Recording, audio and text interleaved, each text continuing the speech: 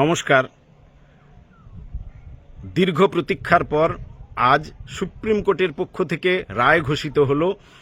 দীর্ঘদিনের যে বকেয়া ডিএ তার 25% মিটিয়ে দেওয়ার কথা বলা হয়েছে 31শে মার্চের মধ্যে। বাকি 75% ডিএ যে বকেয়া রয়েছে তা 4 সদস্যের কমিটি সিদ্ধান্ত নিয়ে তারা ফাইনাল জানাবে।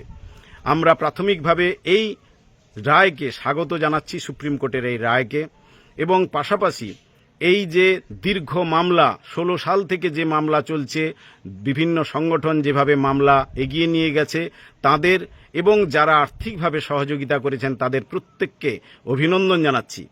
পাশাপাশি আজকের এই রায়কে স্বাগত জানিয়ে আমরা যেটা বলতে চাই সেটা হচ্ছে যে 100% ক্ষেত্রে এই রায় এলে সবচেয়ে ভালো হতো।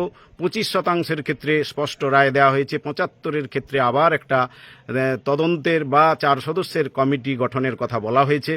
100% ক্ষেত্রে একইভাবে এলে সেটা আরও ভালো হতো বলে আমরা মনে করি।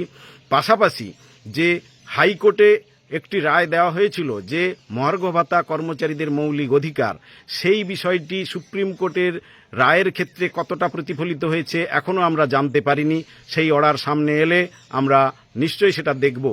এই কর্মচারীদের যে এআইসিপিআই অনুযায়ী মহার্ঘ ভাতা পাওয়ার অধিকার তাকে কেড়ে নিয়েছে পশ্চিমবঙ্গের এই রাজ্য সরকার, তার বিরুদ্ধেও কিন্তু আমরা ধিক্কার জানাচ্ছি এবং তা যাতে বাস্তবায়িত হয়, এই রায়ের মধ্য দিয়েও যাতে সেই বিষয়টি আসে আমরা সে আশা করছি। আপনারা জানেন রোপা 19-এ ডিএর কোনো প্রভিশন রাখা হয়নি। রাজ্য সরকার দ্রুত তার অবস্থান পরিবর্তন করুক।